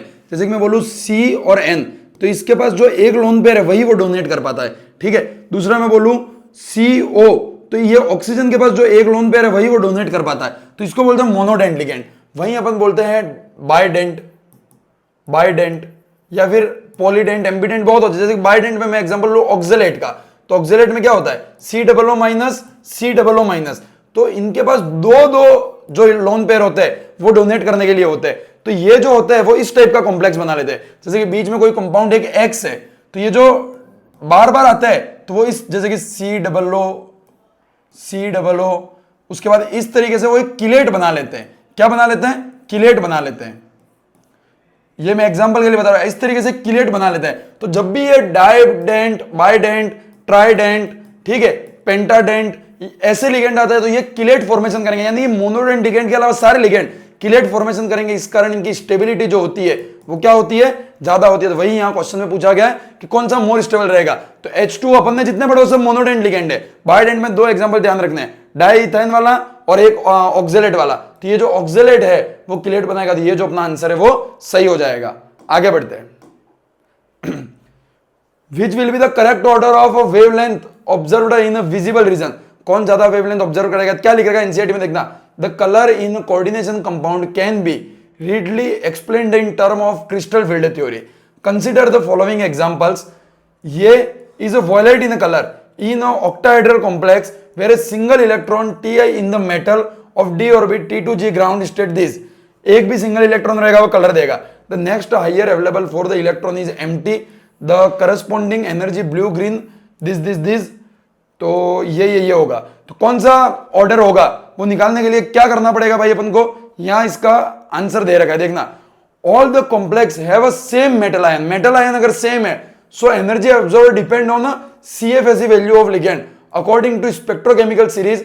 CFSE value of the ligand in order, जिसकी जो लिगेंड ज्यादा स्ट्रॉन्ग होगा वो क्या करेगा? ज्यादा वो बताएगा। ठीक है, जो लिगेंड ज्यादा स्ट्रॉन्ग है जैसे NO2 ये वो, तो वो ज्यादा कलरफुल होगा। तो therefore the value of absorbed wavelength in the ascending order is this. और एक काम करना कि ये जो कलर वाला टॉपिक आपके एनसीईआरटी में उसको पढ़ लेना एक बार आप। अब अपन चलते हैं PYQ की ओर। जितनी भी काम की चीजें थी वो अपन पढ़ चुके हैं, PYQ की ओर बढ़ते हैं अब। पहला प्रीवियस ईयर क्वेश्चन आपके सामने देखो, 2025 से 20 तक मैं करूंगा, 19 से 15 वाले तुम करोगे। ठीक है, पहला सवाल आपके सामने। पहला सवाल क्या है भाई? क्या है? नीट 2025 में आया है। The correct order of wavelength of light absorbed by the following complex. Same सवाल यहां था वही यहां आ गया, देख लो। तो ये ध्यान रखना, कौन लाइट, अगर तो सीधी सी बात है, अपन को एक चीज याद रखनी है कि अगर सेंट्रल एटम अगर सेम है वो दोस्त, क्या है? सेम है, तो लिगेंड की स्ट्रेंथ जो है वो डायरेक्टली प्रोपोर्शनल होगी एब्जॉर्ब्ड कलर के। ठीक है, तो वही यहां दे रखा है, वही क्वेश्चन यहां पूछा है सेम। देखो मैं इसीलिए बोलता हूं कि एनसीईआरटी के क्वेश्चन को मॉडिफाइड करके बोलते हैं। The correct order of wavelength absorbed by the following complex. तो देखो करेक्ट ऑर्डर पूछा है अपन को, तो कौन सा आंसर करेक्ट है? तो आप एक बार देखिए और जो मैंने कंसेप्ट बनाया उसको यूज कर कमेंट बॉक्स में मुझे आंसर बताइए। तो सबसे पहले मैं तुमको ये पूरा वेवलेंथ वाला कंसेप्ट एक बार समझा ही देता हूं। मैंने सोचा था कि नोट इतना काम का नहीं पर समझा देता। देखो अपन एक जानते हैं कि वेवलेंथ जो होती है, वेवलेंथ जो होती है वो इनवर्सली प्रोपोर्शनल होती है किसकी, एनर्जी के। इतनी बात अपन फिजिक्स में पढ़ता है और इतनी बात आनी ही चाहिए आपको, ठीक है। तो जिसकी वेवलेंथ अगर आपको सबसे बड़ी निकालनी है, सबसे बड़ी वेवलेंथ अगर आपको चाहिए तो एनर्जी उसकी क्या होनी चाहिए, मिनिमम होनी चाहिए। सर कौन सी एनर्जी की बात कर रहे हो, तो अपन ने जब सीएफटी में इनको स्प्लिट किया था, जब अपन ने सीएफटी में स्प्लिट किया था तो इनके बीच ऑक्टाहेड्रल के लिए डेल्टा ओ बोला था और टेट्राहेड्रल के लिए जो एनर्जी गैप था उसको डेल्टा टी बोला था। ये बात क्लियर है क्या, डेल्टा ओ और डेल्टा टी बोला था। तो सुनना मेरी बात। दूसरी चीज अपन ने ये बोली थी सर कि अगर स्ट्रॉन्ग लिगेंड है, अगर स्ट्रॉन्ग लिगेंड है तो ये डेल्टा ओ जो है वो क्या होगा, ज्यादा होगा, और वीक लिगेंड है तो ये जो डेल्टा ओ या एनर्जी गैप जो है वो क्या होगा, कम होगा। तो यहां से अपन को ये समझ में आया सर सबसे पहली चीज अगर अपन स्ट्रॉन्ग और वीक की बात करें तो यहां पर जो एनर्जी ई जो है वो क्या है, ज्यादा होती है एनर्जी गैप, और यहां एनर्जी गैप कम होता है। तो यहां जो वेवलेंथ होगी, यहां पर जो लेम्डा वेवलेंथ होगी क्या वो कम होगी, यस सर। यहां जो वेवलेंथ लेम्डा होगी क्या वो ज्यादा होगी, यस सर। ये चीज समझ में आ गई। अब ये तो सर अपन ने लिगेंड के बेसिस पे कर लिया, पर एक और कंसेप्ट, कौन सा, ऑक्टाहेड्रल और टेट्राहेड्रल का।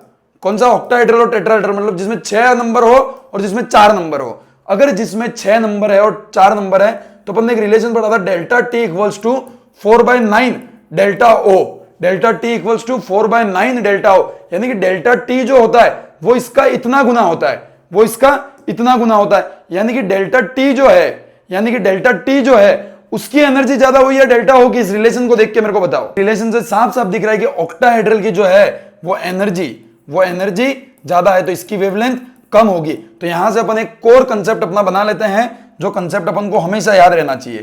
क्या याद रहना चाहिए, ये कंसेप्ट अपन को हमेशा याद रहना चाहिए कि अगर स्ट्रॉन्ग लिगेंड है तो लेम्डा क्या होगी, कम होगी। अगर वीक लिगेंड है सर तो लेम्डा क्या होगी, ज्यादा होगी। अगर टेट्राहेड्रल है सर, अगर टेट्राहेड्रल कंपाउंड है तो लेम्डा क्या होगी, ज्यादा होगी। और अगर ऑक्टाहेड्रल कंपाउंड है तो लेम्डा क्या होगी, कम होगी।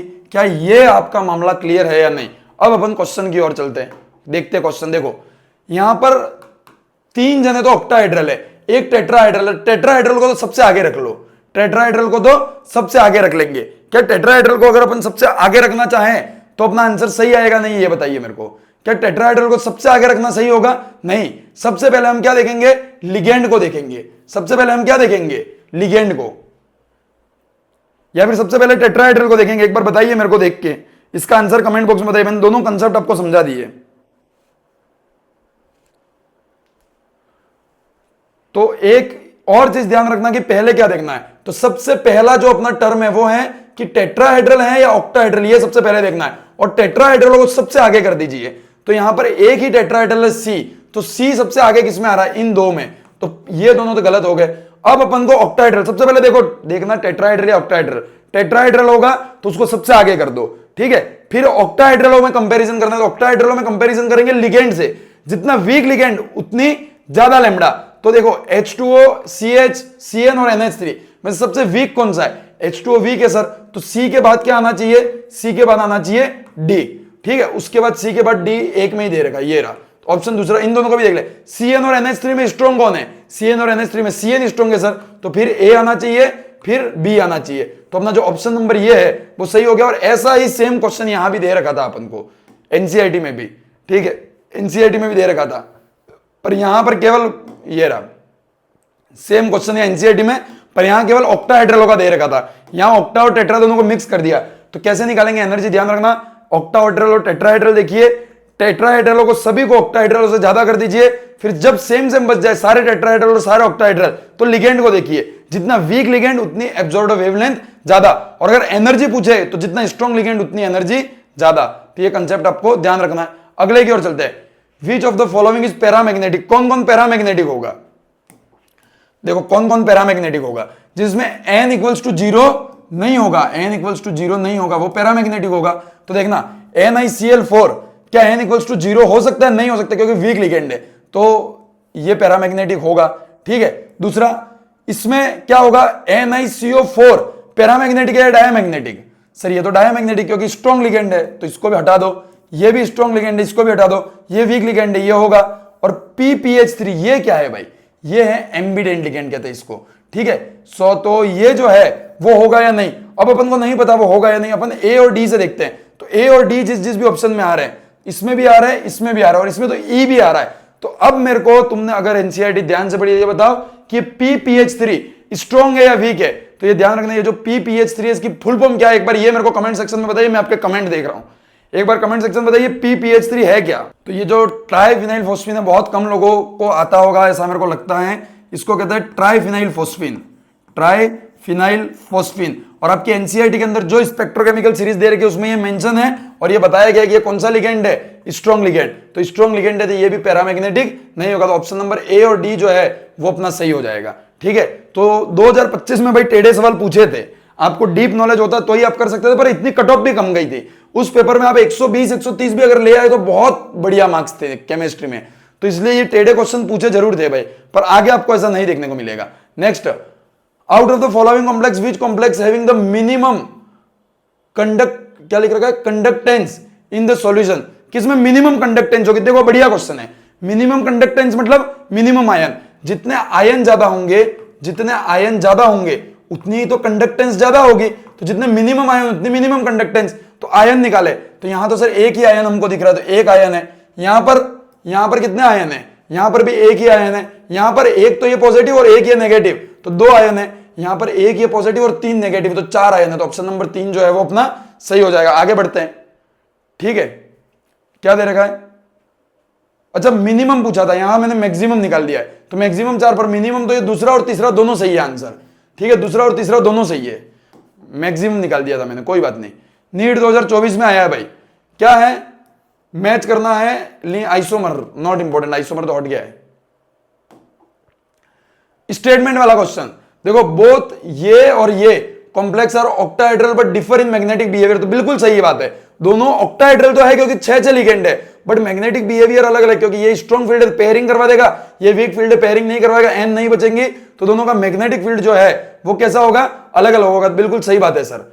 दूसरा, CONH3+ is a diamagnetic where it is a paramagnetic, क्या ये डायमैग्नेटिक होगा, यस सर, क्योंकि अनपेड इलेक्ट्रॉन नहीं है, तो ये भी सही है, ये भी सही है। तो बोथ स्टेटमेंट 1 और 2 आर ट्रू, ऑप्शन नंबर 1 जो है वो अपना सही हो जाएगा। आगे बढ़ते हैं, फिर स्टेटमेंट वाला question, this is a homoleptic complex. देखो होमोलेप्टिक का मतलब सेम टाइप के लिगेंड हो, और this is a heteroleptic complex, yes, इसमें सारे NH3 है, इसमें NH3 और Cl2 है, ये होमोलेप्टिक है, ये हेटेरोलेप्टिक है। तो एक ये और कंसेप्ट नोट डाउन कर लेना, complex has only one kind of ligand but this is a 2 type of ligand. तो दोनों सही भी है और करेक्ट एक्सप्लेनेशन भी है, बट यहां तो केवल सही गलत पूछा था, तो ऑप्शन नंबर 1 जो है वो सही हो जाएगा। आगे बढ़ते हैं, नीट 2024 में इथाइलिन डाइअमाइन टेट्राएसिडेट आयन इज, देखो अब ऐसा क्वेश्चन आ सकता है, इसलिए वो आपको पढ़ाना जरूरी था। क्या पढ़ाना जरूरी था आपको सर, आपको IUPAC पढ़ाना जरूरी था, क्योंकि IUPAC हट गया पर इनडायरेक्ट क्वेश्चन आ सकता है। इथाइलिन क्या है, बाइडेंट लिगेंड है, डाइअमीन और tetra acetate ion is an hexavalent ligand, ambidentate ligand, monodentate ligand या bivalent ligand. Ethylene diamine tetraacetate कौन सा लिगेंड है, आपको पढ़ाया गया था बाइवेलेंट, आपको एग्जांपल याद रखने थे, ठीक है। सॉरी यहां क्या दे रखा है, हेक्साडेंट लिगेंड है। हेक्साडेंट कैसे हो गया भाई, अच्छा सॉरी गलती कर दी, वो दूसरा था भाई, ये तो EDT है, EDT है तो कौन सा है, हेक्साडेंट है। सॉरी मिस्टेक हो गई, ये सारे एग्जांपल याद कर लेना भाई, ये क्वेश्चन डायरेक्ट आते हैं। ये रहा इथाइलिन डाइअमाइन टेट्राएसिडेट, हेक्साडेंट लिगेंड है, ये 6 और 6 एक बॉन्ड बनाते हैं। नीट 2023 में मेरे वाले सवाल आ गए, homoleptic complex form the following complex is, homoleptic complex form the following complex, homoleptic complex कौन सा होमोलेप्टिक होगा, तो जिसमें सेम टाइप के वो जुड़े हो, तो डाइअमाइन एंड क्लोराइड नाइट्रोप्लेटेनियम, उसके बाद यहां पेंटामाइन नहीं सर, ट्राइअमाइन नहीं सर, पोटेशियम ट्राइऑक्सलेट एल्यूमिनियम, कौन सा है आंसर सही है बताइए कमेंट बॉक्स में, कमेंट देखते हैं आपके। क्वेश्चन होमोलेप्टिक कौन सा होगा, जिसमें एक ही टाइप के लिगेंड हो, तो देखो प्लेटिनम तो यहां पर क्या हो गया, देखो इसीलिए IUPAC पढ़ाया था क्योंकि इस टाइप का आ सकता है। प्लेटिनम तो क्या हो गया, सेंट्रल, अब यहां बोला डाइअमाइन क्लोराइड हो, मतलब अमाइन भी है क्लोराइड भी है, तो ये तो गलत हो गया। दूसरा देखना, यहां भी कोबाल्ट तो सेंट्रल एटम हो गया, पेंटामाइन कार्बोनेटो, कार्बोनेटो तो ये भी नहीं हो सकता, कार्बोनेट 2 लिगेंड हो गए। यहां पर फिर से क्रोमियम तो है, ये यहां पर ट्राइअमाइन और ट्राई एक्वा, तो ये भी नहीं हो सकता, तो एक ही ऑप्शन बचा। पोटेशियम तो पॉजिटिव चार्ज हो गया। उसके बाद ट्राई ऑक्जेलेटो, ऑक्जेलेटो क्या है, बाइडेंटेड लिगेंड और एक ही टाइप का लिगेंड है, तो ऑप्शन नंबर 4 जो है वो सही हो गया। आगे बढ़ते हैं। विच कॉम्प्लेक्स इज मोस्ट स्टेबल, फिर पूछा है मोस्ट स्टेबल कौन है, जिसमें किलेट बनेगा वो मोस्ट स्टेबल है। इसमें सब मोनोडेंट है, नहीं होगा, इसमें ये बाइडेंट है, इसमें और कहीं नहीं है, तो ऑप्शन नंबर 2 जो है वो अपना सही हो जाएगा। कर चुके अपन एक ऐसा क्वेश्चन पहले। Next question, which of the following of the set complex is a double salted respectively, which of the following form of a set complex and A double salt. तो ये जो है वो आपको अगर एनसीईआरटी के जो मैंने रिएक्शन याद करवाई थी वो याद होगा तो ये क्वेश्चन बन जाएगा। 10 में से एक क्वेश्चन तो भाई अब बाहर से आएगा ही आएगा, ठीक है, कोई बात नहीं। नेक्स्ट, आइसोमर नॉट आएगा, नहीं आने वाला है। नेक्स्ट 22 का क्वेश्चन है। आइसोमर नहीं आएगा, पहले आइसोमर से बहुत क्वेश्चन आते थे। क्या है, कोबाल्ट 3 क्लोराइड फॉर्म है several octahedral complex with ammonia, which of the following will not give test from chloride ion with silver nitrate. कौन सा टेस्ट नहीं देगा जिसमें सारे के सारे अंदर बंद हो जाएंगे। क्या बोल रहा है, cobalt chloride form several octahedral complex with ammonia, ठीक है, which of the following not give test for chloride ion, कौन सा क्लोराइड आयन के लिए टेस्ट नहीं देगा। तो इसकी ऑक्टाहेड्रल कॉम्प्लेक्स बना मतलब 6 ज्योमेट्री होनी चाहिए, तो तीनों क्लोराइड को भी अंदर पैक करो, तीनों NH को भी अंदर पैक करो, तो ये जो है वो नहीं देगा। ऑप्शन नंबर 3 जो है वो अपना सही आना चाहिए। ये देखो, तीनों क्लोराइड को भी अंदर पैक कर दिया और इनको भी अंदर पैक कर दिया, तो वो टेस्ट नहीं देगा। Next, the sum of coordination number and oxidation state, oxidation state और कोऑर्डिनेशन नंबर का सम करना है। तो ये बायवेलेंट है, ये बायवेलेंट है, तो ये तो कोऑर्डिनेशन नंबर 2 हो गया, बायवेलेंट बायवेलेंट 2 है तो 4 हो गया, कोऑर्डिनेशन नंबर तो 6 हो गया। और ऑक्सीडेशन स्टेट निकालना चाहो तो इस पे -1 होती है, इस पे तो 0 होती है, तो ऑक्सीडेशन स्टेट कैसे निकालेंगे, -1 और -2, तो कितना आंसर आना चाहिए बताइए मेरे को, क्या 8 आंसर आना चाहिए या नहीं, सॉरी 9 आना चाहिए। कैसे देखना भाई, यहां पर एक CO COO- COO-, तो एक के ऊपर -1 चार्ज है, तो 2 CO के ऊपर -2 चार्ज, तो और कैसे निकालेंगे कैसे निकालेंगे ऑक्सीडेशन स्टेट। M को मान लिया X, EN की तो 0 होती है, COO- की -2 इक्वल्स टू +1, ठीक है, तो X इक्वल्स टू आ गया +3 और वो कितना था, 6 था, तो दोनों को जोड़ देंगे 9 आंसर आना चाहिए। आगे बढ़ते हैं। Which of the following has the longest CO bond length, किसकी बॉन्ड लेंथ CO जो है वो लॉन्गेस्ट होगी। ये आपका बहुत बेहतरीन सवाल है, ये बताइए। रखना कैसे निकालते भाई, जिसकी भी, क्या बोला है, जिसकी भी चार्ज जो है, जिसका भी चार्ज जो है, यहां आपको आगे समझा देते हैं, यहां लिखता हूं मैं, देखो यहां क्या लिख रखा है, since metal atom carrying a maximum negative charge, जिसके ऊपर मैक्सिमम नेगेटिव चार्ज होगा, it would show maximum synergic bonding, वो सबसे ज्यादा सिनर्जिक बॉन्डिंग करेगा, जिससे कि resultant bond length would be the maximum. तो जिसके ऊपर जितना ज्यादा नेगेटिव चार्ज, उसकी बॉन्ड लेंथ उतनी ज्यादा होगी। ये एनसीईआरटी की लाइन है, तो ये एक नया कंसेप्ट अपन पढ़े तो उसको ऐड कर लेना। तो इसके ऊपर सबसे ज्यादा नेगेटिव चार्ज है, इसलिए इसकी सबसे ज्यादा बॉन्ड लेंथ होगी। चलिए भाई अगले सवाल की ओर बढ़ते हैं। The correct increasing order of trans effect of the following species, homework है मित्र आपका। ट्रांस इफेक्ट क्या होता है, सीज इफेक्ट क्या होता है, वो आपको देखना है कहां से, अपनी एनसीईआरटी से। बाकी यहाँ एक्सप्लेनेशन भी दे ही रखा, आप चाहो तो यहां से भी देख सकते हो।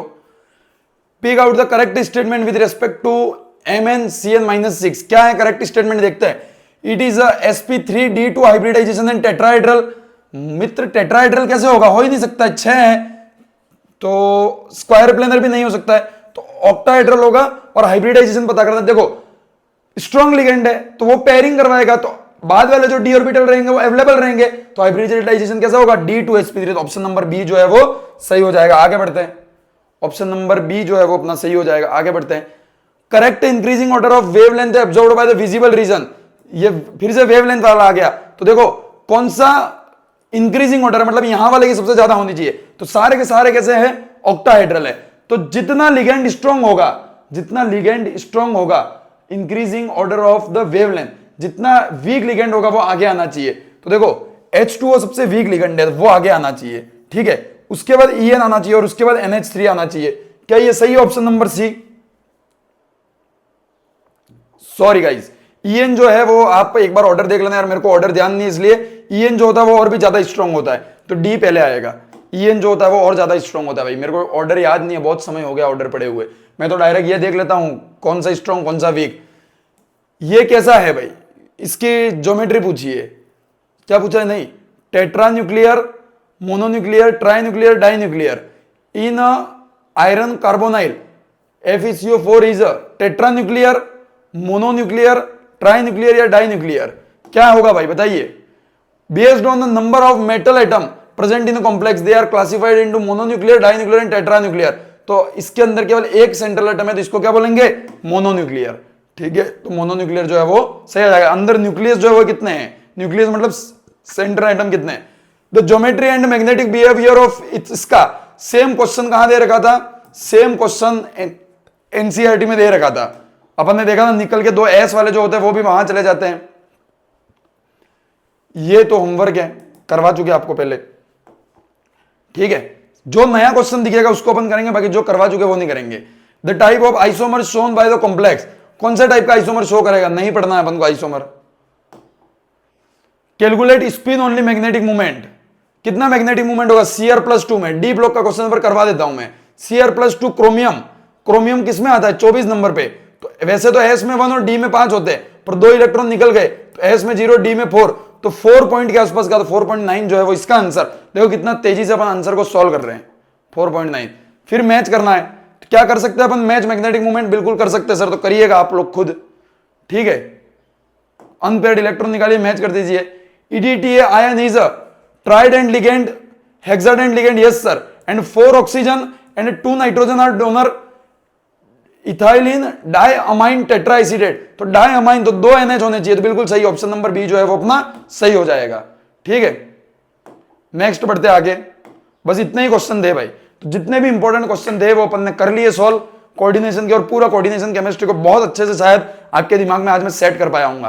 तो वीडियो अच्छा लगा लाइक शेयर सब्सक्राइब जरूर करें, ज्यादा से ज्यादा सपोर्ट करें ताकि हम ऑर्गेनिक लेके आ पाए, वरना अगर लोग नहीं जुड़ेंगे तो फिर ऑर्गेनिक लाने का फायदा नहीं हो पाएगा दोस्त। ठीक है, और मैं मेरी खुद की MBBS की क्लासेस सेक्रीफाइस कर मैं मेरी खुद की पढ़ाई सेक्रीफाइस कर आप लोगों के लिए कर रहा हूं। ये PPT बनाने में, ये क्वेश्चन ढूंढने में, आपके लिए लाने में, एक एक चीज समझाने में बहुत समय लगता है।